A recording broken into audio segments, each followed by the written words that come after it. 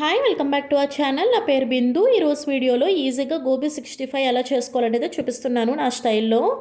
ముందుగా water bowl add చేసుకొని high flame మీద హీట్ చేసుకుంటున్నాను. అండ్ మీడియం సైజ్ కాలీఫ్లవర్ తీసుకొని చిన్న పీసెస్గా కట్ చేసుకుని వేసేసుకుంటున్నాను.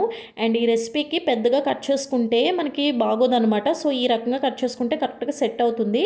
హాఫ్ స్పూన్ పసుపు అండ్ కావాల్సినంత సాల్ట్ వేసుకొని రోలింగ్ బాయిలింగ్ అయ్యేంత వరకు కూడా ఒక 3 మినిట్స్ హై ఫ్లేమ్ మీద వేసుకొని ఒకసారి ఫోక్తో మనం టెస్ట్ చేసుకుంటే కాలీఫ్లవర్ అనేది 30% మనకి ఇలా కుక్ అయితే సరిపోతుందనమాట. రిమైనింగ్ 70% మనం ఆయిల్లో వేస్తున్నప్పుడు కుక్ అవుతుంది. సో మొత్తం అన్నీ తీసేసుకుని పక్కన పెట్టేసుకుందాము. కూల్ వాటర్ కూడా యాడ్ చేయాల్సిన అవసరం కూడా లేదనమాట. అండ్ దీనికి బైండింగ్ కోసం నెక్స్ట్ బౌల్లో 1 cup maida and half cup cornflour కూడా వేసేసుకుంటున్నాను. 3:1 రేషియోలో తీసుకున్నాను అనమాట. అండ్ ఇప్పుడు 1 by 1 మసాలాస్ కూడా అన్నీ వేసేసుకుంటున్నాను.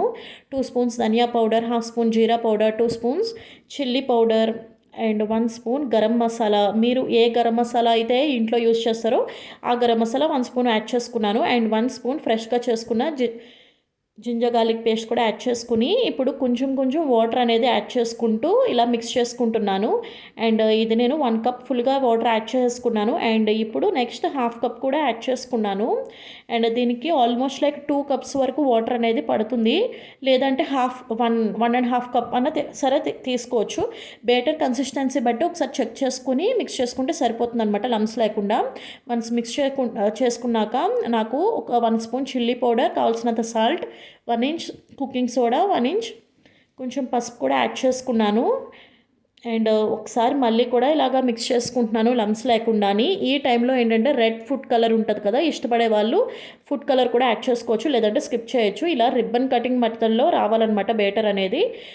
ఇప్పుడు పక్కన పెట్టుకున్న గోబీస్ అన్నీ కూడా బాయిల్ చేసుకున్న గోబీ అన్నీ కూడా వేసేసుకుంటున్నాను. అండ్ బాగా బేటర్కి బాగా పట్టించేస్తున్నాను అనమాట. సో ఇంకా ఈ రెసిపీ యాక్చువల్గా సింగిల్గా కూడా తినచ్చు, లేదంటే సైడ్ డిష్గా మనం సాంబార్ చేసుకున్న, పులుసు చేసుకున్న, రసం చేసుకున్న, ఎలా అయినా సరే చాలా బాగుంటుంది సైడ్ డిష్. కానీ ఇలా చేసుకుని మ్యాగ్నేట్ చేసుకుని ఫ్రిడ్జ్లో పెట్టేసుకున్న నెక్స్ట్ డే మార్నింగ్కి మనం ఈజీగా ఇలా ఆయిల్లో వేసేసుకుంటే సరిపోతుంది. మీడియం ఫ్లేమ్ మీద పెట్టుకుని 1 by 1 వేసుకుంటున్నాను. యాక్చువల్గా నాకు టైం లేక ఎట్ ఎ టైం చాలా ఎక్కువ వేసేసుకున్నాను.